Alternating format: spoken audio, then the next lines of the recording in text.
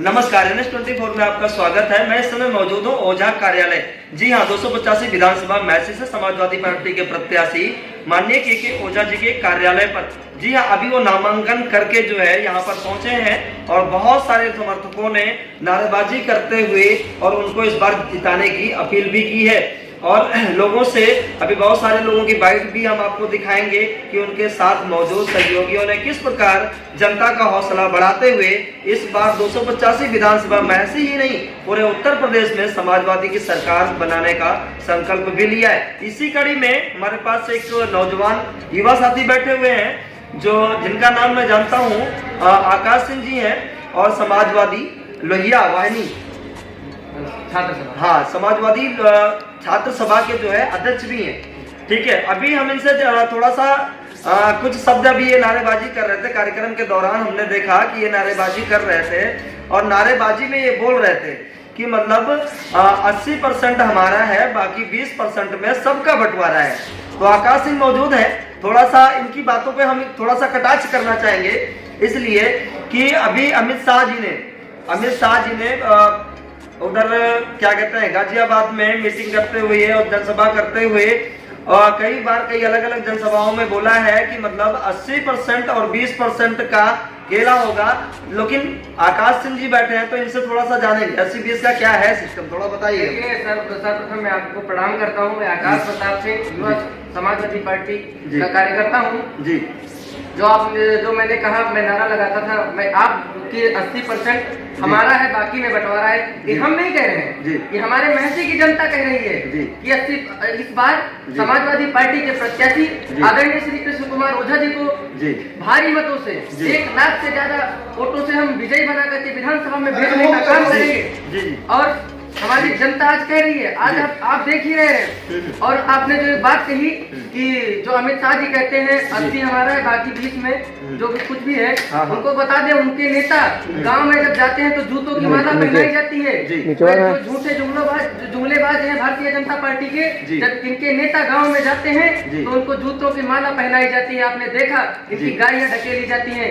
इन्होंने हमसे बड़े बड़े वादे किए थे। मैं इस समय मैं नौजवान हूँ, इन्होंने कहा था कि जब हम सत्ता में आएंगे मोदी जी, जिनको झूठ देख करके भी शर्मा जाता है, झूठ भी रुख मोड़ लेता है। मोदी जी जब सबसे पहले आए थे तो उन्होंने कहा था कि हर वर्ष हम 2 करोड़ युवाओं को रोजगार देंगे, और जब हमारे युवा जाते हैं रोजगार मांगने तो लाठियां दी जाती हैं। इन्होंने सत्ता को अपनी बात की जागीर समझ ली है।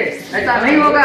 अब जनता जागरूक हो चुकी है, धर्म के नाम पर ये बांटने का काम कर रहे हैं। अब हमारी जनता समझ चुकी है और जात धर्म का भेदभाव नहीं करते हुए हम सब इस बार समाजवादी पार्टी के प्रत्याशी आदरणीय श्री पंडित कृष्ण कुमार ओझा जी को मैसी विधानसभा से 1 लाख से भी ज्यादा मतों से विजय बना करके विधानसभा में भेजने का काम करेंगे। और अखिलेश यादव जी के सच्चे सिपाही होने के नाते हम सभी गाँव गली गली जाकर 27 तारीख तक नींद अलग रह जाएगी। हम लोग घर घर जाकर के घर जाते भी हैं, अपार जन समर्थन मिलता है। आपने यहाँ देखा हजारों की तादाद में भीड़ थी, जबकि कोरोना काल के प्रोटोकॉल को देखते हुए विधायक जी ने किसी से नहीं कहा था, तब इतनी जनता का अपार जन समर्थन मिला है। इससे देखने को मिलता है कि इस बार हम 1 लाख से ज्यादा वोटों से हम जीतने का काम करेंगे। और हमारे राष्ट्रीय अध्यक्ष जो वादा जनता के बीच जिन्होंने वादा किया है कि उन्होंने कहा है कि हम छुट्टा जानवरों से लोगों को मुक्ति दिलाएंगे, अच्छे गौशालों का निर्माण कराएंगे। और हमारे राष्ट्रीय अध्यक्ष जी ने कहा है कि जब हम सत्ता में आएंगे तो 300 यूनिट बिजली का बिल फ्री कर देंगे। इससे हमारे किसानों को, जो हमारे गांव में गरीब हैं, उनको बहुत फायदा मिलेगा। और जो माताएं बहनें हैं 10 रुपए पर मंथ पेंशन देने का हमारी समाजवादी पार्टी काम करेगी। इस बार हम विश्वास के साथ कहते हैं कि समाजवादी पार्टी की सरकार बनेगी। अच्छा, समाजवादी पार्टी की सरकार बनेगी। अच्छा, क्या क्या वो ऐसे तथ्य हैं जिन तथ्यों को बीजेपी सरकार ने पूरा नहीं किया और उसको ना पूरा कर पाने की वजह से शायद मुझे लग रहा है कि युवाओं के अंदर जो है खासा रोष व्याप्त है और इसीलिए क्या बदलाव चाहती है? देखिए, आपसे सबसे पहले ये बात बताइए कि इन्होंने वादा ही किया, इन्होंने जो वादे किए, आप बताइए एक भी बात बता दीजिए जो इन्होंने वो वादे को पूरा किया हो। आप एक ही वादा, किसी वादे को उन्होंने पूरा नहीं किया। नहीं, वो तो कहते हैं कि पूर्वांचल एक्सप्रेस वे हमने बनाया, वो तो कहते हैं कि बिजली हमारे राज्य में बहुत अच्छी तरीके से आ रही है, वो तो कहते हैं कि हम गरीबों को अनाज देते हैं, वो तो कहते हैं हम अनाज के साथ साथ अब चना दाल नमक भी फ्री देते हैं। वो इससे क्या कहना चाहेंगे आप? 5 किलो राशन दे करके जी। किसान दिन रात खेतों में मेहनत करता है जी। पत्रकार महोदय, जी। किसान दिन रात मेहनत करता है जी। और एक दिन अपने काम से अगर कहीं बाहर चला जाए तो उसके बेटे के, उसके परिवार के हाथ से अन्न का निवाला बाबा जी के साथ छीन लेते हैं। किसान आज त्रस्त है, आप देख ही रहे हैं। आप तो गांव गांव जाते हैं, शाम को कोई घर पे नहीं मिलता है, सब खेत में मिलते हैं। और इन्होंने जो कहा, इस सरकार ने केवल हमारे राष्ट्रीय अध्यक्ष आदरणीय श्री अखिलेश यादव जी के काम को केवल फीता काटने के अलावा कोई काम नहीं किया है। हमारे राष्ट्रीय अध्यक्ष जी ने जो काम कर दिया था, सबसे पहले सर्वप्रथम हमारे अनेकों लोगों की जान बचाई। मैं चहलारी घाट के पास रहता हूँ। पहले जब हम लोगों को सीतापुर जाना होता था तो रामनगर होके जाते थे, मतलब अगर कहीं रिलेशन में जाना होता था तो 1 महीने पहले सोचना पड़ता था।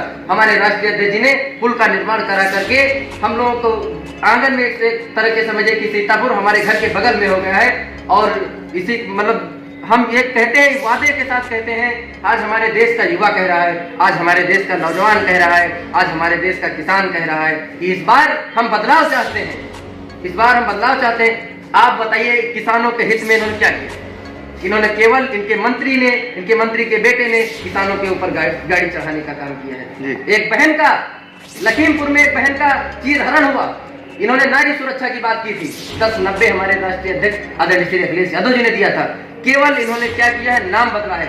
नाम बदलने से कुछ नहीं होगा, जनता जान चुकी है। और वैसे भी इनको जनता नहीं, इनकी पार्टी ने गोरखपुर वापस कर दिया है। हमारी जनता ने मन बना लिया था, लेकिन भाग्य का देखिए इनकी पार्टी ने इनको गोरखपुर भेजने का काम किया है। हम ये बात हम कहते हैं, देख लीजिएगा आप हमारी बात को, ये गोरखपुर सीट ना हार गए तो आप बताना। चलिए, हमारी शुभकामनाएं आपके साथ हैं। अभी जो है आपने लाइव एक्सक्लूसिव रिपोर्ट में देखा कि हमने जो है लाइव बातचीत करी आकाश सिंह जी से, जो समाजवादी छात्र सभा के 12 जनपद से अध्यक्ष भी हैं। लगातार लाइव अपडेट में हमारे साथ बने रहे और देखते रहे NS24।